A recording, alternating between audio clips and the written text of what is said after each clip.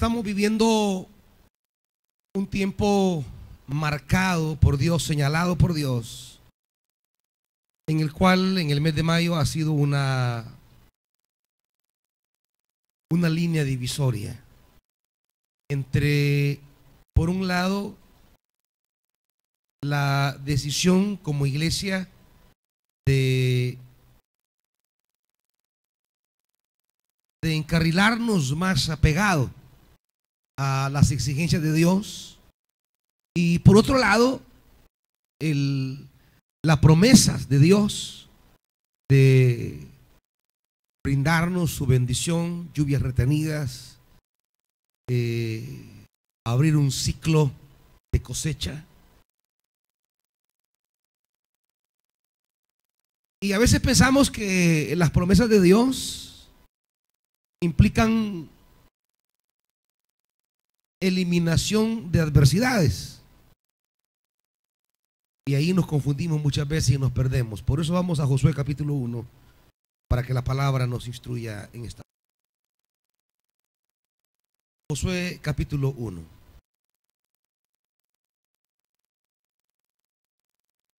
Después de la muerte de Moisés, siervo del Señor, Dios le dijo a Josué, hijo de Nun, asistente de Moisés: mi siervo Moisés ha muerto. Por eso tú y todo este pueblo deberán prepararse para cruzar el río Jordán y entrar a la tierra que les daré a ustedes, los israelitas. Tal como le prometí a Moisés, yo les entregaré a ustedes todo lugar que toquen sus pies. Su territorio se extenderá desde el desierto hasta el Líbano y desde el gran río Éufrates, territorio de los hititas, hasta el mar Mediterráneo que se encuentra al oeste. Durante todos los días de tu vida nadie será capaz de enfrentarse a ti. Así como estuve con Moisés, también estaré contigo, no te dejaré ni te abandonaré. Sé fuerte y valiente, porque tú harás que este pueblo herede la tierra que les prometí a sus antepasados.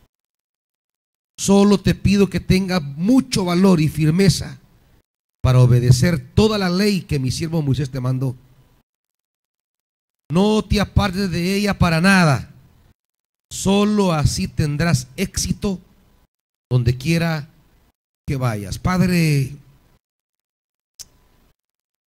pedimos en el nombre de Jesús que tu buena palabra caiga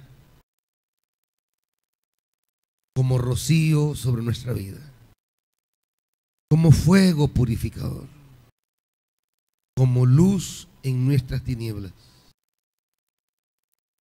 como aceite para nuestras heridas, como espada que atraviesa el corazón.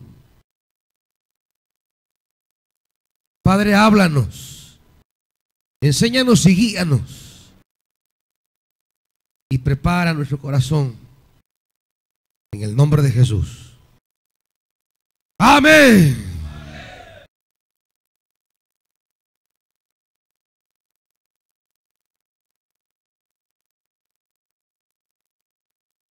Tiempo de promesas, tiempo de acompañamiento divino a las cosas que emprendemos. Pero hay algo que a veces puede confundirnos, y es que cuando recibimos de parte de Dios esas promesas, nos creamos una imagen mental en la cual imaginamos que las promesas de Dios son sinónimo de ausencia de adversidades. Pensamos que este tiempo que Dios nos está regalando de promesas y de retomar una serie de bendiciones retenidas que Él tenía, a veces pensamos que es la eliminación de adversarios. Pensamos que las promesas son sinónimo de limpiar el camino y que no vamos a enfrentar contrariedades. Pero no es así. Lo que la palabra debe alumbrar nuestra vida en esta obra, amados hermanos, es que a las promesas de Dios le sigue un tiempo de esfuerzo, de valentía, de trabajo y de lucha. Las promesas, aunque son promesas de Dios, se pelean por ellas. Aunque sean promesas de Dios, se luchan por ellas. Aunque sean promesas de Dios, se trabajan por ellas. Promesa no es inactividad. Promesa no es pasividad. Promesa no es bajar las manos. Promesa no es huir. Promesa no es escondernos. Promesa no es apaciguarnos. Promesa es adoptar la actitud necesaria para pelear por las promesas que Dios nos ha hecho. Promesa no es ausencia de conflicto. No es suspensión de dificultades. Promesa no es liberación de lucha. Promesa es certeza de victoria. Pero para que haya victoria, deben haber actitudes que nos lleven a la victoria. Actitudes que nos lleven a la victoria, porque la promesa supone conflicto. La promesa supone adversidades. La promesa supone guerrear. Y a veces nosotros pensamos que, habiéndonos dicho Dios en el mes de mayo, hay dos mensajes que ustedes deberían de volver a escuchar siempre. Dos mensajes del día jueves. Uno fue Isaías 54 y el otro fue Isaías 62. Son dos mensajes muy determinantes para entender qué es lo que Dios va a traer a nuestra vida. Ya están subidos a la página. Lastimosamente muchos de ustedes prefieren andar oyendo música y no andar oyendo la palabra. Lastimosamente prefieren sentarse a estar escuchando cualquier otra cosa y no volver a rumiar otra vez la palabra, a escucharla, a masticarla y volverla a comer y seguirla masticando hasta apropiarme en lo más profundo de esas promesas. Amén. Del disco que vamos a sacar especial, yo creo que quizás vamos a hacer una sola. Unir esas dos palabras de Isaías 54 y Isaías 62 con la palabra que se dio en la montaña con los servidores en el lanzamiento. Creo que un solo CD, porque allí viene envuelta, creo yo, la palabra que va a marcar el tiempo, como decía Ageo en la montaña, de ahora en adelante. De ahora en adelante. Los que estuvimos en ese momento glorioso de la Santa Cena y cómo Dios nos entregó esa palabra de Ageo y el sentido que Dios le dio a esa palabra, tenemos muy claro que hay un tiempo nuevo, hay un periodo nuevo. Y que Jeremías nos decía en la montaña cuando fuimos la primera vez, 1 y 2 de mayo, traeré las lluvias retenidas. Todo ese mensaje de 5 horas el día sábado y de 6 horas el día domingo, más los 2 jueves, Isaías 54 y Isaías 62, los vamos a sacar en una sola edición, porque esa es la palabra que va a marcar nuestra inspiración de aquí en adelante, hermanitos. Eso es lo que Dios ha venido marcando y señalando como rumbos y como hitos que nos conduzcan y nos lleven a nuestra victoria. Sin embargo, esa palabra no solamente hay que creerla, no solamente hay que saber que es una palabra cierta, es una palabra verdadera. Cuando la Biblia dice que es palabra verdadera, significa que es una palabra en la que yo puedo apoyar mi vida, es una palabra en la que puedo confiar en mi futuro, es una palabra en la que puedo tomar una decisión de ir en pos de ella. Cuando la Biblia habla de una palabra de verdad, una palabra genuina, una palabra verdadera, está hablando que esa palabra tiene la capacidad de llevarme por caminos gloriosos. Y la palabra que hemos recibido en el mes de mayo es esa palabra que señala el camino que hemos de seguir para los años que vienen. Es la guía que Dios nos ha puesto, el rumbo que Dios nos ha marcado, el sendero que Dios nos ha señalado. Y cada uno debe tenerla y volverla a escuchar y volverla a oír y volverla a vivir, encarnarla, interiorizarla, asumirla. Y ahora en este tiempo, luchar por esa palabra. Porque nos podemos crear la idea que la promesa significa que Dios ha limpiado el camino y que no encontraremos obstáculo para conquistar nuestra promesa. Pensaremos que Dios ha allanado el sendero, nos ha quitado las piedras y ha dejado liso el camino para que usted, como en un tobogán, vaya bien fácil, solo agarre su costal y se vaya. Y casi que como aquellos toboganes acuáticos, ¿verdad? Y que usted se va tranquilo y no va a encontrar ningún estorbo en el camino y todo será feliz. Pero no es así, hermanitos. Al contrario, la promesa supone encuentro con estorbos. La promesa supone encuentro con adversarios, supone encuentro con enemigos y supone encuentro con personas que se proponen destruirlo a usted. Supone encuentro con personas que le llevan la contraria y que le quieren hacer fracasar en sus planes y que quieren echar a perder sus metas y que quieren apartarlo a usted del camino. Promesa supone conflictividad. En el pasaje que hemos leído,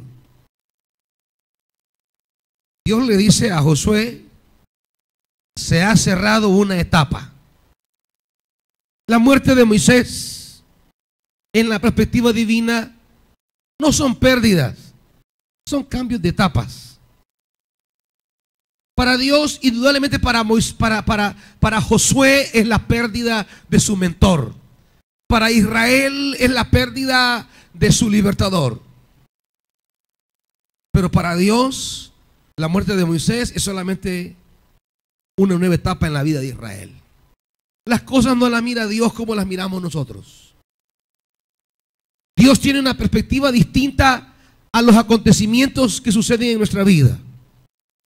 Para Israel, para Josué, la pérdida de Moisés fue en su humanidad algo irreparable. El capítulo último de Deuteronomio, el capítulo 32, nos va a narrar que Israel lloró 40 días y guardó luto. Y quedó tan clavado en la memoria la vida de Moisés, el rol de Moisés, lo significativo que fue Moisés. Y quizás si Israel hubiese vivido en la perspectiva meramente humana, quizás la muerte de Moisés hubiera sido el cese del proceso de llegar a la promesa.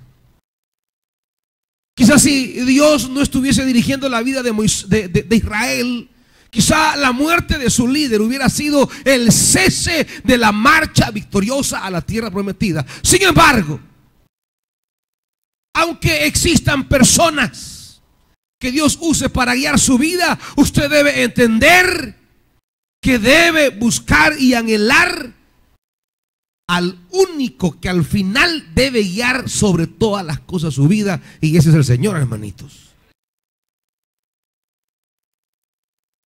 Que en la vida encontraremos personas que Dios usa y que son valiosas en la vida de cara a experimentar transformaciones en su camino, en su destino, en su rumbo, en sus metas. Que pueden haber situaciones significativas y valiosas en su vida, es cierto. Pueden haber posesiones, relaciones, experiencias valiosas. Sin embargo, al final su vida debe depender de Dios, hermanitos.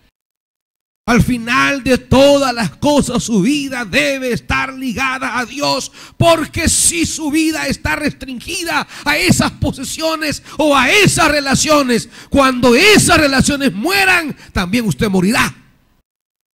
Más, si su vida está siendo conducida por Dios y usted está tomado de la mano de Dios y la nube de Jehová es quien conduce su caminar, entonces podrán morirse todas las relaciones, podrán perderse todas las posesiones, pero mientras el Dios del cielo esté caminando a la par suya, su proyecto de vida continúa, hermanitos.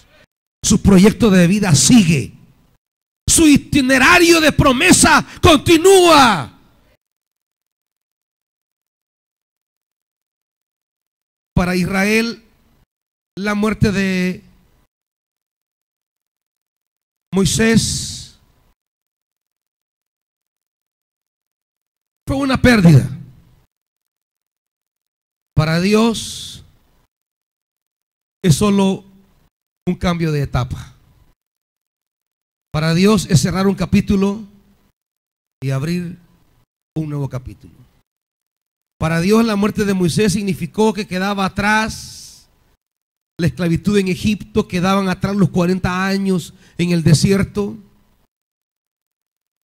Para Dios, la muerte de Moisés es abrir una puerta que se va a llamar ahora.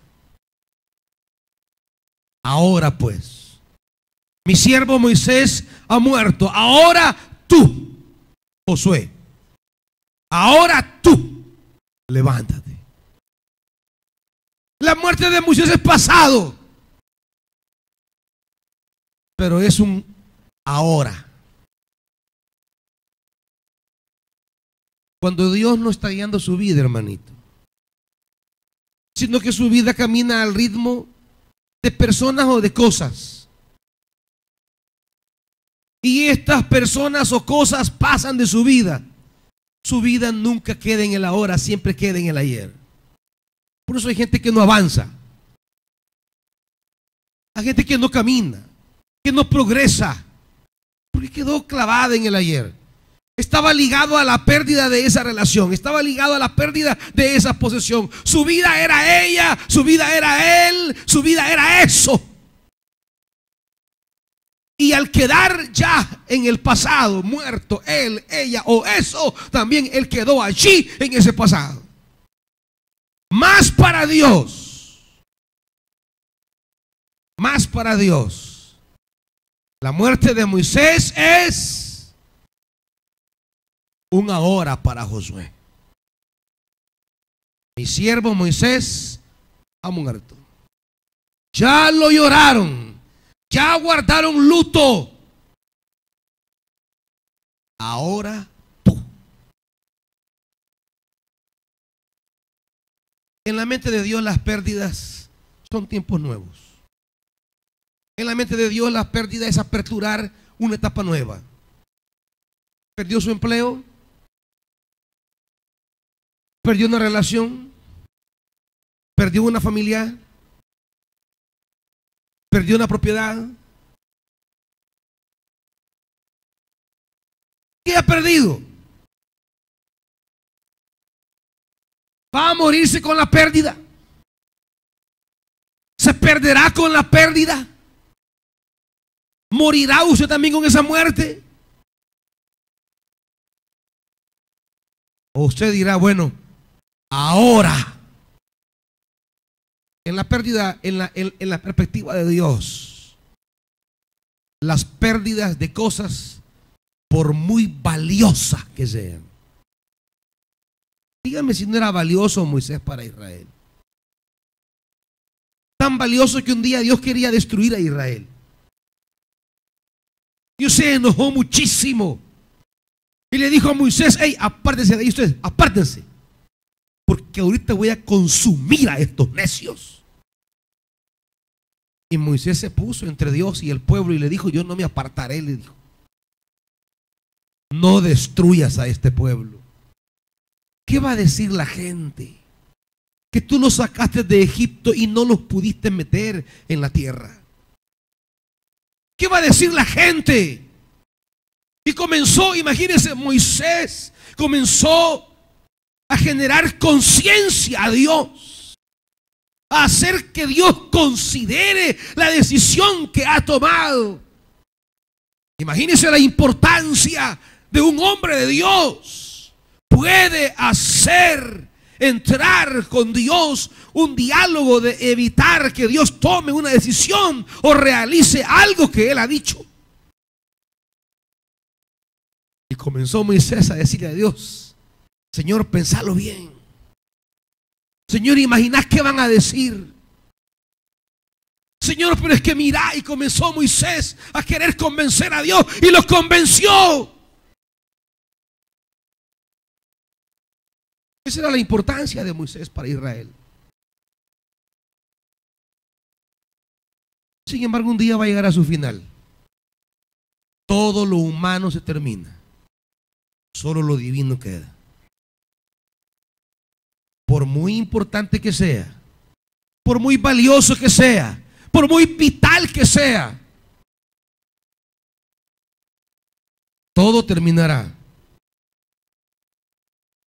El problema gravísimo de los seres humanos es que nos cuesta comprender que nuestra vida no puede estar centrada en eso que al final será pasajero. Que nuestra vida no puede exponerse a terminar cuando terminen las cosas humanas. Independientemente de la centralidad que tenía Moisés para Israel, un día moriría. Pero si Dios camina con nosotros, nuestro proyecto de vida no muere con las pérdidas que tengamos en la historia. Ahí solo que usted quiera. Solo que usted quiera decidir eso. Ahí está en usted, hermano, hermana. Pero por parte de Dios, el proyecto sigue aunque mueran personas claves, importantes y trascendentales en nuestra vida. El proyecto sigue aunque perdamos recursos valiosos de nuestra vida. Se acaben, se terminen, nos dejen o mueran. Nuestro proyecto puede seguir si nos dejamos guiar por el Altísimo. Si nos lleva a la nube de Jehová, si nos conduce Él hacia la tierra. Porque al final la promesa está determinada por Dios y no por los hombres. Cada quien decide si muere con Moisés o avanza con Josué. Cada quien decide si se muere en el desierto o avanza a la tierra prometida. Cada quien cree que si con la muerte y pérdida de esas cosas también muere y pierde su vida. Pero en la perspectiva divina, pero en la mirada de Dios, todavía queda mucho por conquistar. Por muy grande y valioso que sean las personas o las posesiones, ellos no nos ayudan a conquistar la promesa. Lo que nos lleva hacia la promesa es el Señor. Lo que nos conduce a la promesa es el Señor. Y esta es la ironía de muchos, que dejamos al Señor por los Moisés, por las Moisés, que al final terminan muriéndose en la vida.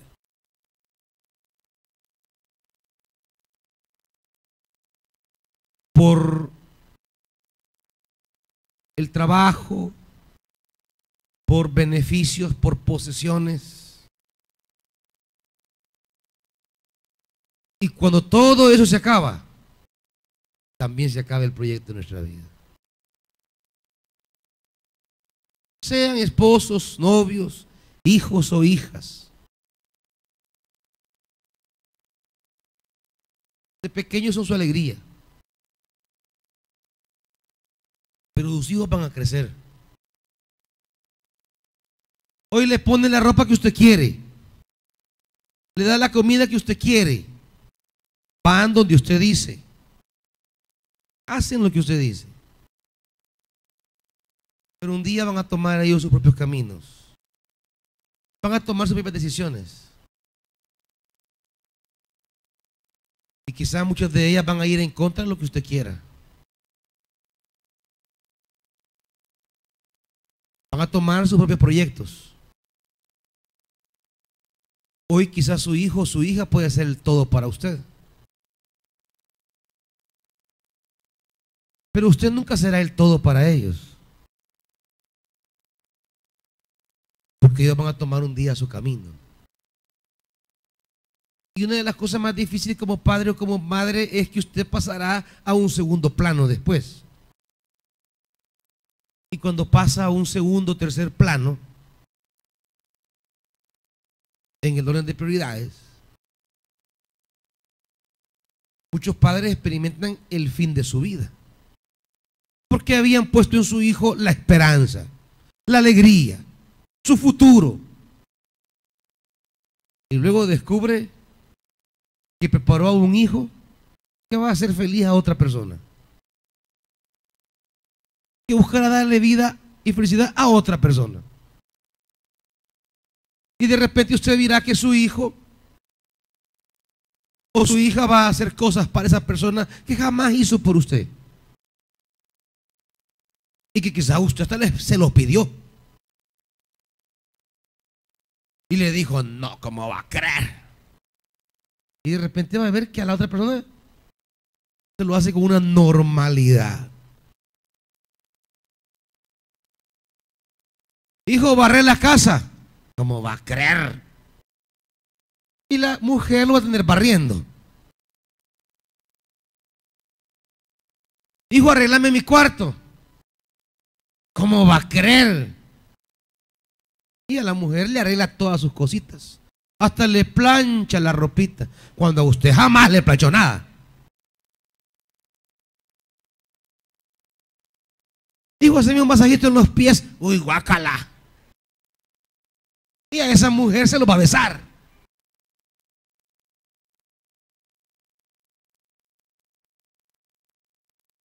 Y si usted había puesto ahí su esperanza, ahí se va a morir también. Pero si usted entiende que el proyecto de su vida camina mientras Dios esté sentado en su trono, que al final usted no va a depender de ellos, sino de su Dios.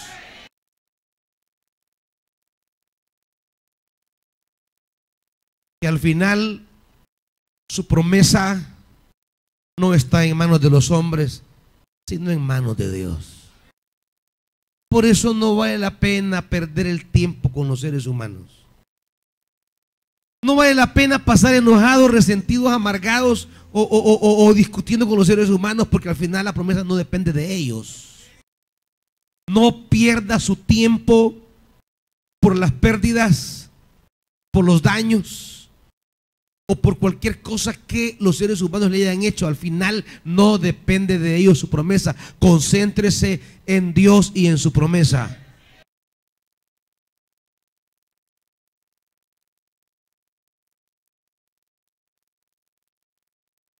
Ahora tú y todo este pueblo deben prepararse para cruzar el río Jordán y entrar a la tierra que les daré a ustedes, los israelitas. La promesa de Dios sigue firme aunque muera Moisés. Con todo, Moisés solo era un instrumento de Dios. No era quien les había entregado la promesa. Con todo y todo, hermanitos, con todo y todo, esas personas alrededor suya, parientes o no, no son la fuente de su promesa. Perdió a su padre, perdió a su madre, pero usted y su futuro no muere con ellos. Su promesa sigue firme, porque es Dios quien se le ha entregado. tal como le prometí a Moisés, yo les entregaré a ustedes todo lugar que toque sus pies. La medida del territorio, versículo 4. 5. Nadie será capaz de enfrentarse a ti todos los días de tu vida. Esta frase puede confundirnos a pensar que nunca usted tendrá una confrontación. Piensa que no tendrá lucha, que no habrá prueba. Dios no le está diciendo nunca vas a pelear. No, no. Nadie se podrá parar frente a ti y vencerte, le quiere decir. Habrán muchos que se pondrán en el camino, porque lo que usted va a encontrar en el camino de la promesa son estorbos. Es más, quiero decirle, lo primero que va a encontrar luego de la promesa, Josué, ¿qué es? ¿Qué es lo primero con que se va a encontrar?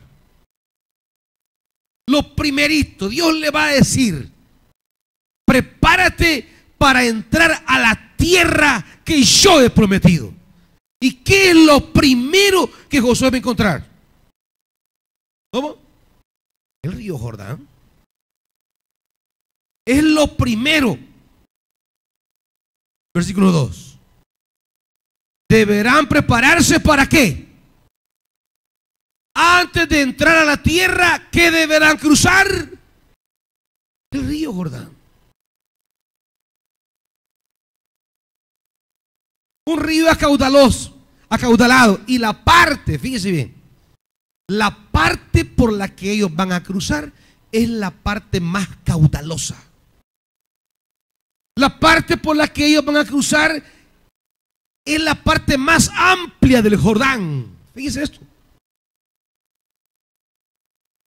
Hay partes del Jordán bien estrechas,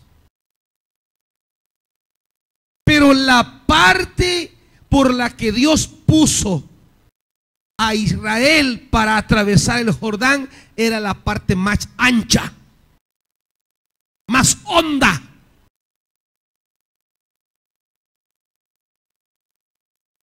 Y a veces podemos pensar: voy con la promesa de Dios, o sea que hoy todo me va a salir fácil.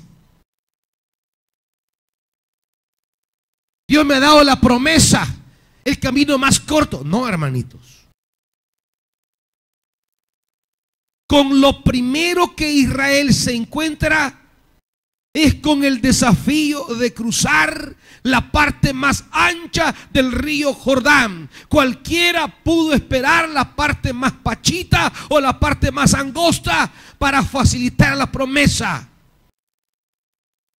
Pero lo que va a venir a tu vida con la promesa que has recibido es la parte más ancha. Y no solamente eso. El Jordán, cuando Israel lo cruce, tendrá 3 características. La parte más extensa, la parte más honda y en la época en que se desborda. Dígame. No solamente es la parte física, sino la época más difícil. Le va a tocar a Israel atravesar el Jordán en la etapa, en el tiempo, en la hora donde el río se sale de curso porque se llena. Ustedes ya saben lo que es desbordarse un río, ¿verdad? ¿En qué año fue que fuimos allá cuando se desbordó aquel de Aguilares? ¿Se acuerdan ustedes? En el 2009. Eso fue tremendo. Un río que usted lo ve normalmente, pasa, ¿ve? Pero en esa época se desbordó. Y desbordó significa no solamente que cubrió la profundidad del río, sino que se excede y cubrió todas las casas. Miren, si llegó a rozar el techo de las casas. Uno bien miraba la señal de dónde había pasado el agua y cómo arrasó con todo. Fuimos a trabajar ahí nosotros. Tremendo eso. En esa época en que se desbordaba, es que Israel tenía que atravesar el río para cumplir la promesa. ¿Qué significa esto, hermanito? Lo que significa es tiempo de promesas.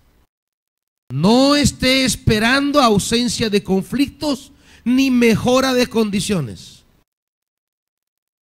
Dice bien. Lo que esté esperando es la parte más ancha del río, la parte más profunda del río y la época en que el río se desborda. Pero promesa significa que lo vas a cruzar. Promesa significa que eso no te va a detener.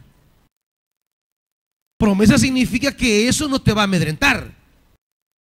Promesa significa que eso no te va a paralizar, que eso no te hará regresar ni te hará cerrar. Solo significa: este río es el que voy a cruzar. Y que todos le van a decir: no, hombre, vos, pero es que mira, es que vos tenés ahí tu 27 tortillas, pero a la parte han llegado a poner una industria de hacer tortillas. Y déjelo. Ese es el río que usted va a cruzar. No me mira, vos estás viendo ahí un par de trapitos, mira. Y mira, esa lo que está viniendo ahí son fardos que vende. Y vos estás viniendo aquí un par de blusas. Vos estás aquí viniendo tus pupusitas. Y mira, es el restaurante que ha puesto a la par. Y usted va así: puchica, yo apenas estoy aquí vendiendo mis 20 pupusas, 30 pupusas en el desayuno. Y este ha puesto a la par aquí. Me han puesto a la par un restaurante. O a la par me han puesto una venta de este pollo loco. O Don Pollo, ¿cómo es? El Don Pollo. Y usted dice: no, hombre, yo mercadológicamente no tengo posibilidades. Si hacemos el estudio, ¿qué posibilidades tengo que mi negocio camine si tengo a la par un monstruo? Cero. Cero posibilidades.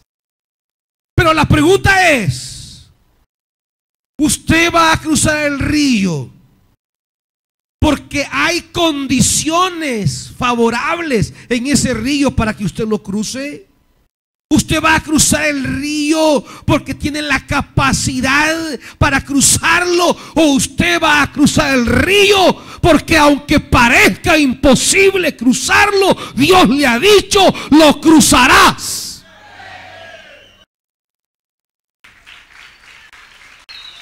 Eso hay que definir.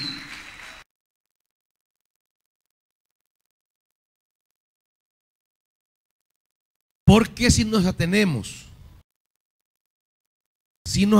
a las condiciones humanas, habrán enemigos que no podremos enfrentar. Habrán desafíos que no vamos a poder sobrellevar. Habrán retos difíciles. Y si hacemos nuestros cálculos, nuestras mediciones, para ver el balance de las fuerzas, vamos a estar en desventaja. Y usted puede tomar dos caminos: basarse en la realidad, esa realidad que le dice: por gusto no vas a poder. Esa realidad que le dice: estás tomando decisiones locas, ¿cómo vas a poder vencer esto? ¿Cómo vas a poder derrotar esto? Vas perdido, vas en contra de toda lógica, vas en contra del mercado, vas en contra de las inversiones que esa gente ha hecho, vas en contra hasta de la amenaza, vas en contra de todo. Y usted dice, esa es mi realidad, no puedo. Así que desmantelo esto, cierro esto, deshago esto y me quedo nada más a lamentarme. O usted dice, yo soy parte de un pueblo al cual Dios le ha hecho una promesa. Yo soy parte de un pueblo al cual Dios le ha visitado con un tiempo nuevo.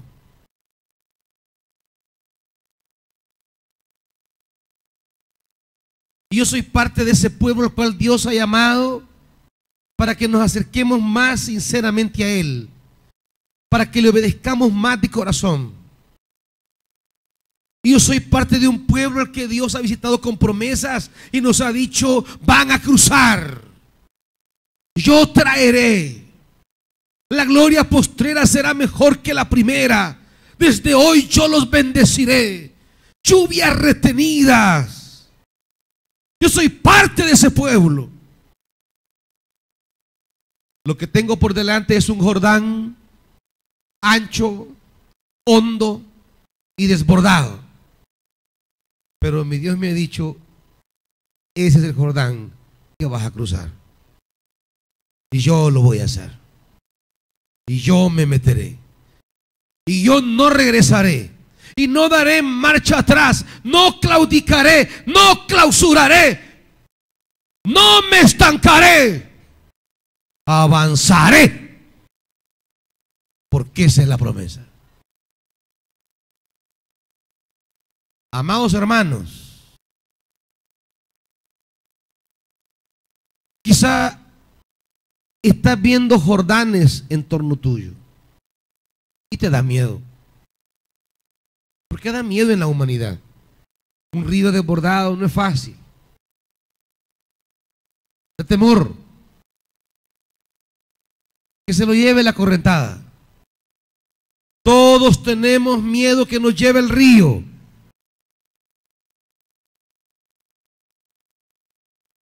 Y Dios sabe que el río está desbordado. Y Dios sabe que estás en la parte más ancha. Y Dios sabe que estás en la parte más profunda. Dios lo sabe. Pero ese río para Él no es nada. A ti te infunde miedo. Te da temor. Te desanimas. Te desconsuelas. Te sientes pequeño, impotente. Sientes que no puedes luchar contra eso. Que no tienes la capacidad, las fuerzas para seguir. Por eso Dios le dice, luego de la promesa, del versículo 6 en adelante, le dice lo que Josué debe tener. Debe tener Josué barcos para pasar el río. Debe tener lanchas o yates. ¿Qué debe tener Josué? Fuerza y valentía. Dice la Reina Valera: esfuérzate y sé valiente. No le está diciendo que se consiga los recursos. Mira cómo te consigues ahí una tu canoa, un tu cayuco, y pasan uno por uno. Mire cómo te consigas ahí una tu balsa, aunque sea, o una tu llanta, un tu, ¿cómo le llaman a por lado? Un flotador, pero ¿cómo le llaman los? Un neumático, unos 100 neumáticos. A veces nosotros estamos pensando en adquirir los recursos materiales externos, pero no buscamos las actitudes espirituales internas. Y decimos, es que yo lo que necesito son $1000. ¿Qué necesitamos para cruzar el Jordán en la lógica humana? Pues unas lanchas.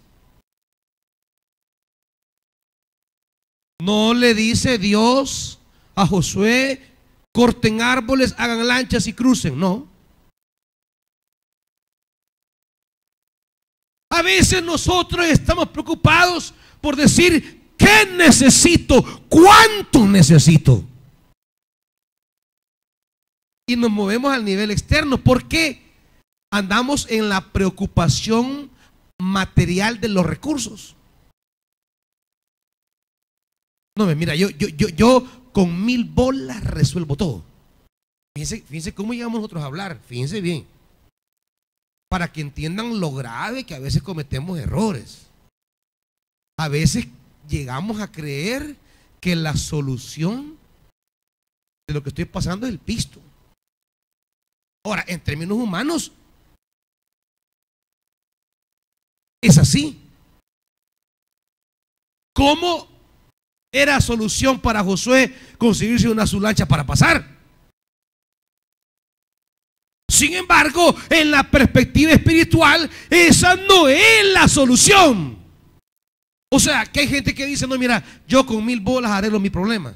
O sea que con Dios no, con 1000 bolas es.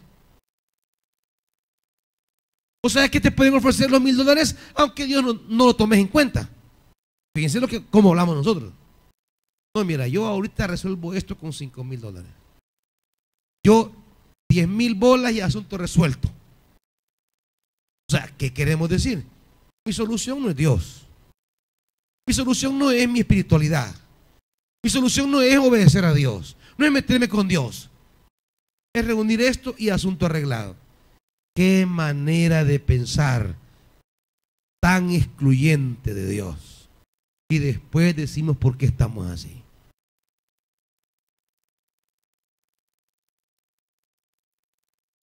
Y a veces andamos en la rebusca nada más de ese recurso. No, Dios no le dice a Josué que se ponga a conseguir los recursos materiales. Él le dice que desarrolle actitudes espirituales. Usted puede llegar a tener los $1000 que solucionan su problema, pero ¿y la mente? Pero ¿y las actitudes? Actitudes que lo impulsaron a meterse en esos líos van a seguir ahí. Actitudes que lo tienen a veces allí en ese problema, ahí están siempre intocables. El miedo sigue ahí, el temor sigue ahí, la duda sigue ahí, la incredulidad sigue ahí. Lo que Dios ya no quiere de usted sigue ahí. O sea, usted quiere el dinero sin que eso implique pasar por una transformación de la vida. Así no trabaja Dios, hermanitos. Así trabaja el banco. Al banco solo le importa si usted le puede pagar. Si usted es marihuanero, no le importa. Si le encanta empinar el codo, no le importa. Si el dinero lo va a gastar en mujeres, no le importa. Si usted es un loco, no le importa al banco. Si usted le pega a la mujer, no le importa al banco. Si usted se va a gastar ese dinero en chupar, no le importa al banco. Al banco solo le importa si se lo va a poder devolver, nada más. Ahora, a Dios no le importa si usted se lo va a poder devolver, porque Él no lo necesita. Pero a Dios sí le importa a usted. ¿Cómo piensa? ¿Qué hace? ¿Qué actitudes tiene? ¿Cómo trata a los demás? ¿Qué hay en usted? ¿Qué no hay en usted? A Dios sí le importa eso. Y por eso no nos gusta meternos con Dios de esa manera, porque irle a pedir a Dios es que Dios comience a hacer un examen de vida. Y no nos gusta que estén removiendo esas cosas.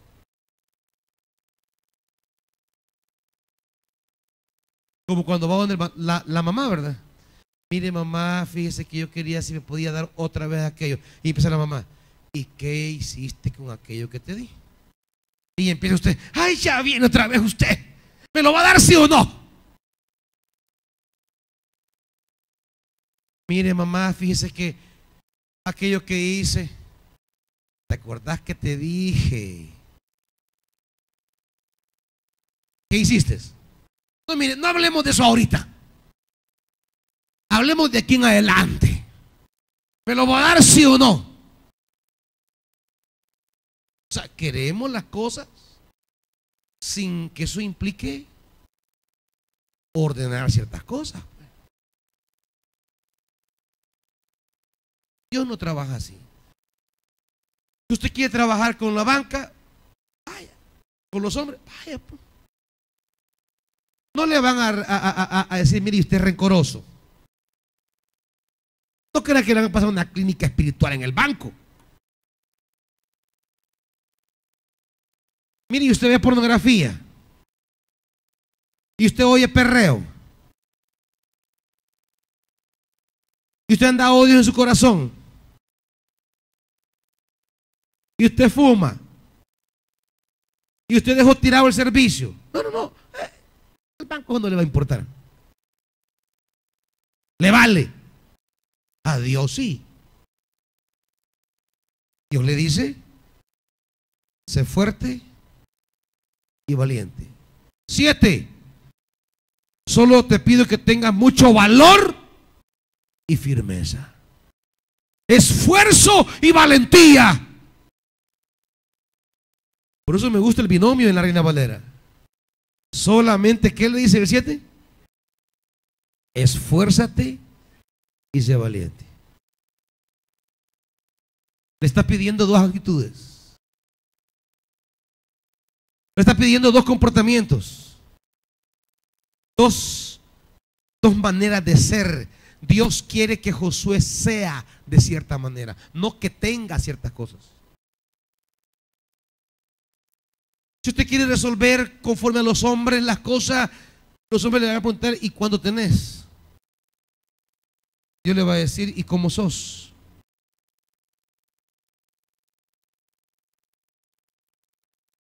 Dios no trabaja con el tener.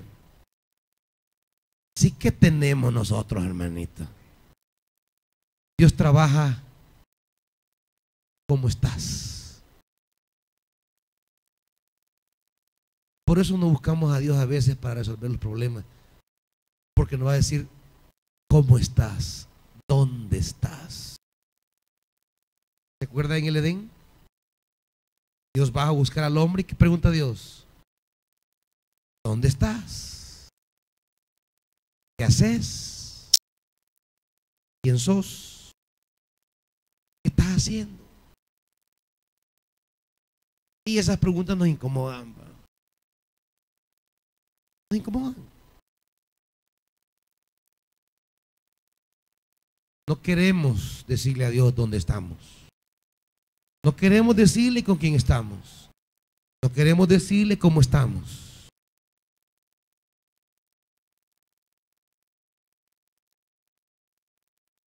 Pero eso es lo que Dios quiere. Solo te digo que seas fuerte y valiente. Que te esfuerces y seas valiente. ¿Por qué esfuerzo? La promesa requiere sacrificios. Requiere esfuerzos. ¿Sabe qué esfuerzo es? Sacar fuerzas de donde ya no hay. Esforzarse es luchar al límite, ir al tope. Esforzarse es llegar al límite de nuestra capacidad. No es meramente obrar, es sacar hasta la última gota de energía nuestra en el empeño de lo que se nos ha encomendado. Esfuérzate. Tu negocio requiere esfuerzo. ¿Te estás esforzando? Porque si te levantas a abrir a las 11 de la mañana, no. Se abre a las 5 de la mañana.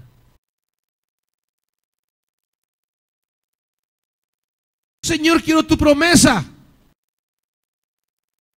Y te vas levantando a las 11 de la mañana. Eso no es esfuerzo. Esfuerzo.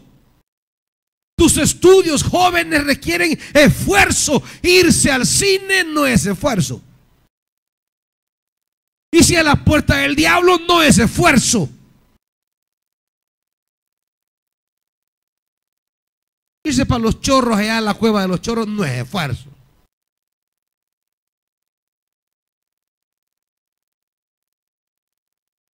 ¿Qué llevas en esa bolsa, hijo? ¿Y por qué llevas tan llena la maleta, hijo? Ah, es que son unos materiales para un proyecto. En la mochila lleva un edredón y una almohada, el desgraciado.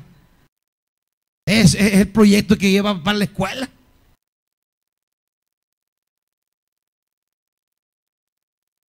Eso no es esfuerzo. Andar engañando a los padres para ir a otros lugares, eso no es esfuerzo. Andar engañando al pastor en otra cosa, eso no es esfuerzo. ¿De dónde venís? Ah, de predicar, pastor. De predicar. Ah, qué tremendo este siervo. ¿Y qué hiciste? Ah, no, he estado bien ocupado, siervo. No es esfuerzo. No te va a llevar a nada eso. Esfuerzo es luchar por tu tierra. Es concentrarte. Es desligarte de cosas que te aparten de la meta que Dios ha puesto en tu vida. Esfuerzo es decir, hey, qué chivo está allá, voy a ir a ver. No. ¿Cuál es tu meta? Aquí. Ay, ya pues me voy. Y aunque solo te quedes viendo, pero aquí vas. Es esfuerzo. Algunos dejaron de esforzarse y quisieron tomar el camino fácil. No van a llegar a nada, hijos. Van a volver aún a un punto más atrás de donde estaban hace 6 meses.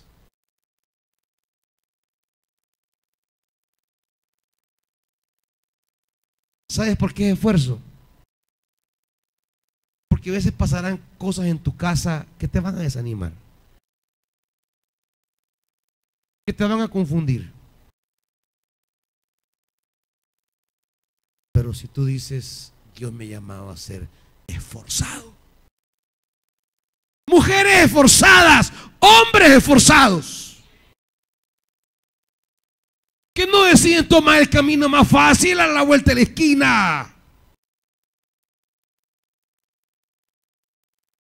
que no deciden emprender la ruta más sencilla, que siguen haciéndole frente al llamamiento divino en medio de la más dura tormenta, que se mantienen de pie aunque los rodeen gigantes, sabiendo que hay una promesa y que cada uno de esos gigantes irá cayendo uno por uno, uno por uno, uno por uno. Y al final quedará de pie esa persona pequeña, sencilla y quizás hasta débil, pero será el único que quede de pie. Eso es promesa. Pero hay que mantenerse. No hay que correr, no hay que huir. ¡Valiente! No huye. No busca su comodidad. No busca lo que más le guste. Valiente. enfrenta lo que viene delante de suyo, no porque él pueda pelear, sino porque Dios le ha dado promesa. David no era hombre para pelear con Goliat. Era un mono chorreado, era un bicho. Y aquel era un hombre de guerra de toda la vida. David no tenía ninguna oportunidad. No había manera alguna de obtener una victoria y salir airoso en ese combate. No había. Pero fue valiente. No se le corrió. Tenía una palabra. Creyó esa palabra. La victoria no es ausencia de gigantes, es presencia de gigantes, pero que con esfuerzo y valentía cada uno de ellos caerá. Pónganse de pie, hermanitos.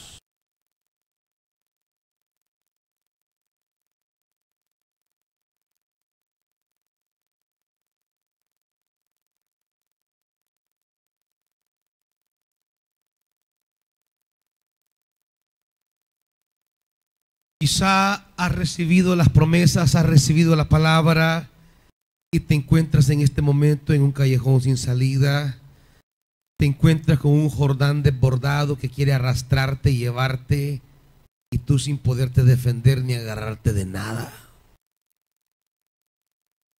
Quizás estás en este momento en la parte más honda del Jordán, en la parte más extensa y en la época donde está más crecido.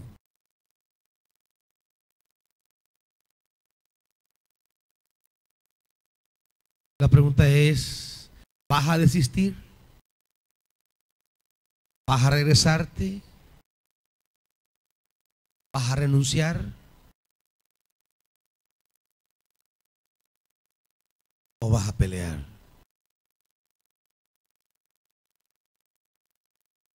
¿Te vas a quebrar o vas a luchar?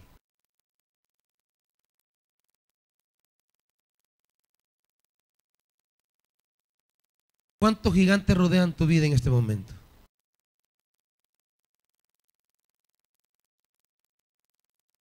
¿Cuántos problemas rodean tu vida en esta hora? ¿Cuántos adversarios te han cercado? ¿Cuántos enemigos te han hecho rueda? ¿Cuántos opositores? ¿Cuántos ejércitos tienes a tu alrededor? ¿Cuántos te han amenazado? ¿Cuántas luchas estás enfrentando?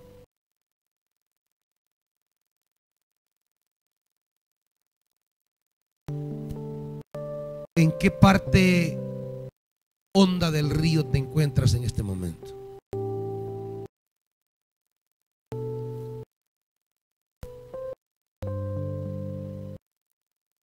¿Sientes que estás en el punto donde el río se ha desbordado y te arrastró, o te quiere arrastrar, o te da miedo tan siquiera poner un pie porque te asusta la correntada? Da miedo. Da miedo poner un pie en un río crecido. Da miedo cuando sientes que la corriente comienza a llevarte. Dios sabía que la corriente iba a estar fuerte. Por eso le dijo: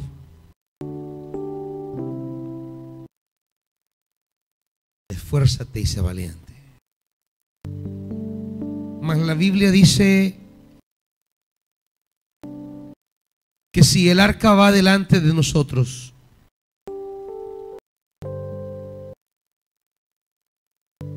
al tocar el arca, el río, cuando los sacerdotes que llevaban el arca Por eso es importante que los líderes sean hombres de Dios. Son los que llevan el arca. Y cuando esos hombres de Dios que llevaban el arca tocaron el río,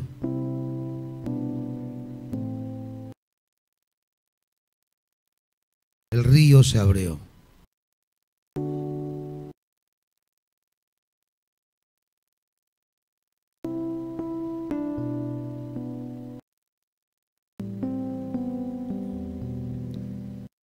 El río se divide, se parte.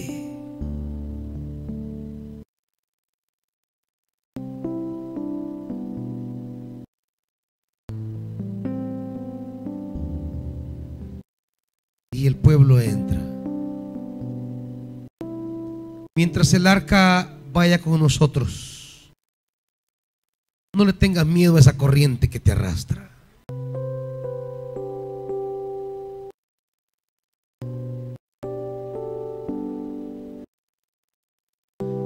Si esta mañana alguien quiere entregarle su vida al Señor y empezar este camino hacia la marcha de la promesa, o quiere reconciliarse con Dios, esta es la hora. ¿A dónde te ha llevado tus caminos? Dios le bendiga, siervo.